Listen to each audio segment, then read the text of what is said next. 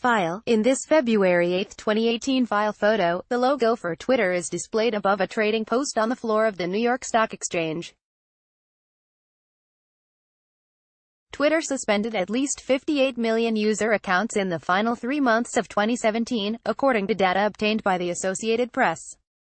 The figure highlights the company's newly aggressive stance against malicious or suspicious accounts in the wake of Russian disinformation efforts during the 2016 U.S. presidential campaign. AP photo, Richard Drew. File, New York, AP. Twitter suspended at least 58 million user accounts in the final 3 months of 2017, according to data obtained by the Associated Press. The figure highlights the company's newly aggressive stance against malicious or suspicious accounts in the wake of Russian disinformation efforts during the 2016 U.S. presidential campaign. Last week, Twitter confirmed a Washington Post report that it had suspended 70 million accounts in May and June. The cavalcade of suspensions has raised questions as to whether the crackdown could affect Twitter's user growth and whether the company should have warned investors earlier. The company has been struggling with user growth compared to rivals like Instagram and Facebook. The number of suspended accounts originated with Twitter's Firehose, a data stream it makes available to academics, companies and others willing to pay for it.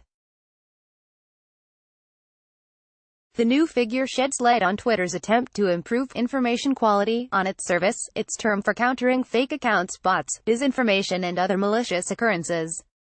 Such activity was rampant on Twitter and other social media networks during the 2016 campaign, much of it originating with the Internet Research Agency, a since-shuttered Russian troll farm, implicated in election disruption efforts by the U.S. Special Counsel and congressional investigations. Suspensions surged over the fourth quarter. Twitter suspended roughly 15 million accounts last October. That number jumped by two-thirds to more than 25 million in December. Twitter declined to comment on the data, but its executives have said that efforts to clean up the platform are a priority, while acknowledging that its crackdown has affected and may continue to affect user numbers. Twitter said in April it had 336 million monthly active users, which it defines as accounts that have logged in at least once during the previous 30 days. The suspended accounts do not appear to have made a large dent in this number, which was up 3% from a year earlier. Twitter maintains that most of the suspended accounts had been dormant for at least a month, and thus weren't included in its active user numbers.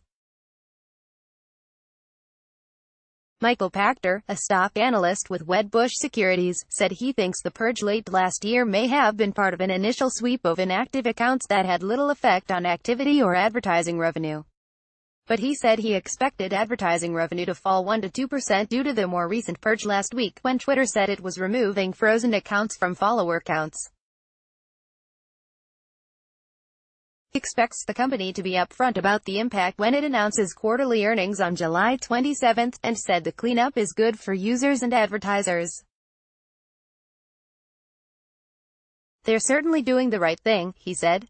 Scott Kessler, an analyst with CFRA who has a sell rating on Twitter stock, said multiple reports and vague clarifications by executives are creating uncertainty about what Twitter's numbers really mean. "The purge activity adds a level of uncertainty," he said. "As an analyst, I want a more genuine view of the user base." Chief Financial Officer Ned Siegel said in February that some of the company's information quality efforts, that include removing accounts, could affect monthly user figures. Siegel offered no specifics. 6 months later, in late June, Twitter disclosed that its systems found nearly 10 million potentially spammy or automated accounts per week in the month of May, and 6.4 million per week in December 2017. That's up from 3.2 million per week in September. The company didn't say how many of these identified accounts were actually suspended. Following the Post report, which caused Twitter's stock to drop sharply, Siegel took to Twitter to reassure investors that this number didn't count in the company's user metrics. "If we removed 70 accounts from our reported metrics, you would hear directly from us," he tweeted last Monday. Shares recovered somewhat after that tweet. The stock has largely been on an upswing lately, and more than doubled its value in the past year.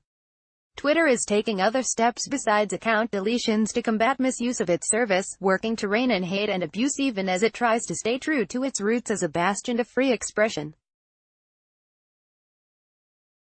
Last fall, it vowed to crack down on hate speech and sexual harassment, and CEO Jack Dorsey echoed the concerns of critics who said the company hasn't done enough to curb such abuse.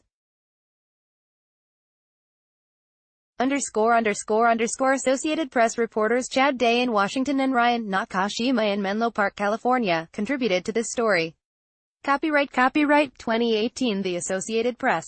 All rights reserved. This material may not be published, broadcast, written or redistributed.